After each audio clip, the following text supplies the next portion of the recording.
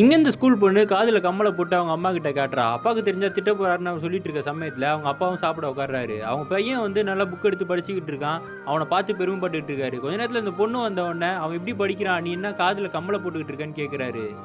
அப்ப இந்த பொண்ணு நான் டியூஷன் சேரணும். அதுக்கான ஃபீஸ் வேணும்னு சொல்லி அவங்க அப்பா கிட்ட கேட்கும்போது, "நீ எல்லாம் படிச்சு என்ன ஆக போகுது? பையனுக்காக செலவு பண்ணா பரவாயில்லன்னு." அப்ப அந்த பொண்ணு எனக்கு ரிசல்ட் வந்திருக்குன்னு காட்டுறா. இந்த பொண்ணு கிளாஸ்லயே 3 மார்க் எடுத்திருக்கா. அவன் பையனும் ஃபர்ஸ்ட் மார்க் எடுத்ததுனால அவங்க சொல்றாங்க, "இவனுக்கு தான் நான் கட்டுவேன். உனக்கெல்லாம் கட்ட முடியாதுன்னு" சொன்ன உடனே அந்த பொண்ணோட ஃபேஸும் மாறுது. இந்த பொண்ணு ஸ்கூலுக்கு கிளம்பும்போது எக்ஸ்ட்ரா ஒரு சாண்ட்விச்ச கட்டுறா. இது யாருக்குன்னு சொல்லி அவங்க அம்மாவும் சந்தேகமா பார்த்துக்கிட்டு இருக்காங்க. அவங்க பையன் அவங்க அப்பா கிட்ட நான் ஸ்கூலுக்கு போறதுக்கு பஸ்ஸுக்கெல்லாம் ஃபீஸ் வேணும்னு கேட்டா, யோசிக்காம குடுக்குறாரு. இந்த பொண்ணு அதே கேட்குறா. நான் படிச்சுக்கிட்டே போவேன்ப்பா அப்படின்னு சொல்லும்போது கூட அவர் தரமாட்டேன்றாரு. நான் தான் உன்ன கூட்டு போவேன் பைக்ல. எனக்கு செலவு கம்மியாகும்னு சொல்லி அந்த பொண்ண உட்கார வச்சு கூட்டு போயிடுறாரு.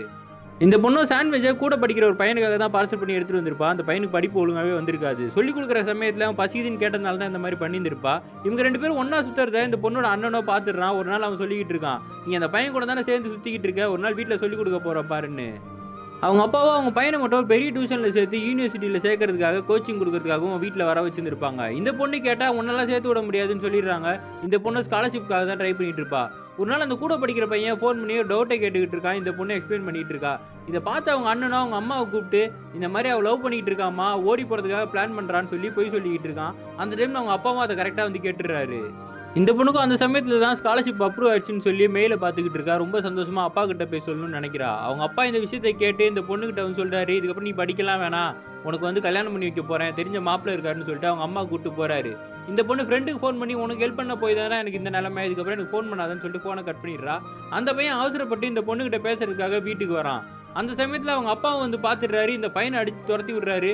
இந்த பொண்ணு பிடிச்சு தள்ளி விடும்போது அவ போய் கண்ணாடியில மோதி கீழ விழுந்துடுறா. தலையில இருந்து ரத்தமா வந்துகிட்டு இருக்கு. அந்த பொண்ண ஹாஸ்பிட்டல்ல சேர்த்தும் காப்பாத்த முடியாம இறந்து போயிடுறா. ஒரு நாள் அவங்க அப்பா அந்த பொண்ணோட ஃபோன் எடுத்து வாய்ஸ் ரெக்கார்ட்லாம் கேட்டுக்கிட்டு இருக்காரு. இந்த பொண்ணு சொல்லிக்கிட்டு இருந்திருப்பா, ஒரு பெரிய யூனிவர்சிட்டியில இவருக்கு சீட்டு கிடைச்சிருக்கும், ஸ்காலர்ஷிப்பும் கிடைச்சிருக்கும்.